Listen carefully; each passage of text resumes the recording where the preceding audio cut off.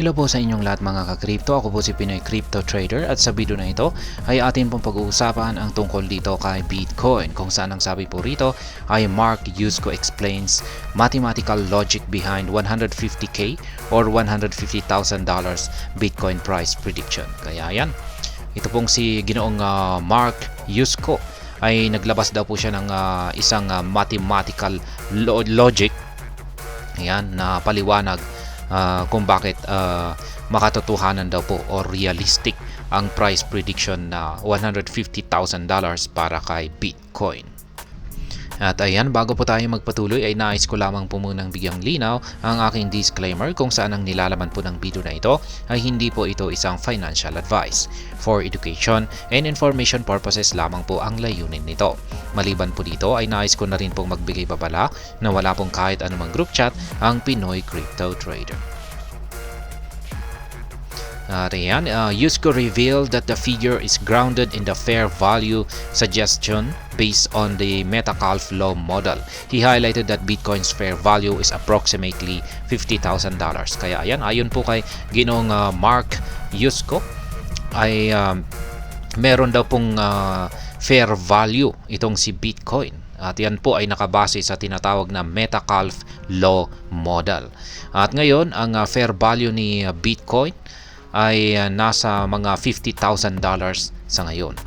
Kaya yan, maapektuhan daw po ito pagkatapos po ng Bitcoin halving, kung saan ay yan 3 linggo na lamang ay magaganap na.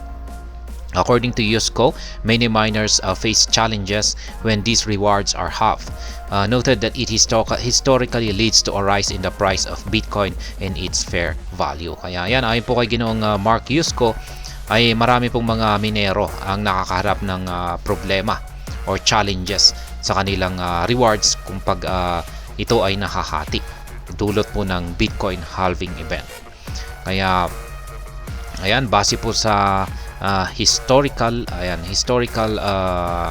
na naging performance ni Bitcoin, ay nagpapakita po ito na sa kada Bitcoin halving ay tumataas ang fair value ni Bitcoin at ang kanyang presyo. Yusko envisioned a scenario where Bitcoin's fair value reaches only $75,000 in this cycle. Kaya ayon po kay Ginoong Mark Yusko, ay nakikita po niya na ang fair value ni Bitcoin sa cycle na ito ay tataas lamang po sa presyong $75,000.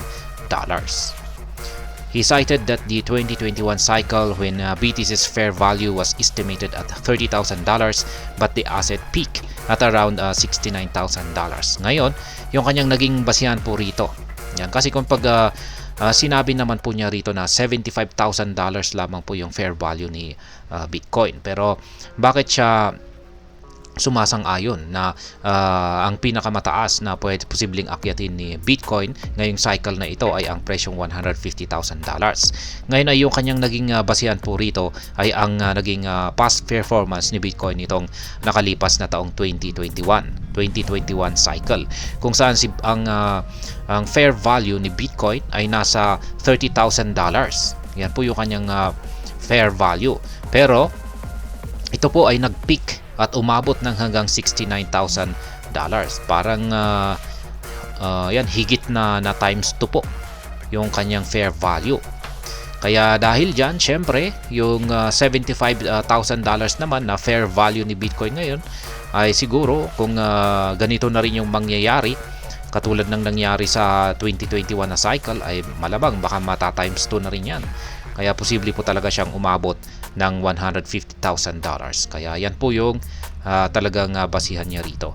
He expressed his belief that a 2 times fair value scenario would unfold, making the $150,000 prediction realistic. Kaya yan, mata times 2 yung fair value ni Bitcoin. Kaya yung 100 yun pong 100 yung 75 po pala, 75,000 na fair value ni Bitcoin. Yan, kung pag ita-times 2 po natin yan ay nasa mga $150,000 po yan. Kaya dahil dyan ay yung prediction na ito ay ayon po sa kanya ay makatotohanan or realistic. Other prominent entities in the crypto space such as Standard Chartered, Tom Lee, and Robert Kiyosaki also believe that a 150k BTC is feasible in this cycle. Kaya ayan, hindi lamang po itong si Ginoong Mark Yusko ang naniniwala na itong si Bitcoin ay makakamit niya ang presyong $150,000 ngayong cycle na ito. Nandito na rin ang ang Standard Chartered, si Ginoong Tom Lee, at maging ang sikat na author ng Rich Dad Poor Dad, yan na si Ginoong Robert Kiyosaki. Ayan. At hanggang dito na lamang po tayo sa video na ito. Sana po ay inyong nagustuhan ang aking paliwanag dito. Kung inyo po itong nagustuhan, pakiclick lamang po ang like button nito. Para naman po sa mga bago lamang dito, kayo po ay aking inaanyayahan para mag-subscribe. Pakiclick na rin po ang bell icon nito dahil ito po ang siya magsisilbing notification nito sa mga bago kong videos na akin pong ina-upload sa aking YouTube channel na ito. Marami pong salamat sa panunood, ingat po tayo lagi, at God bless po sa ating lahat.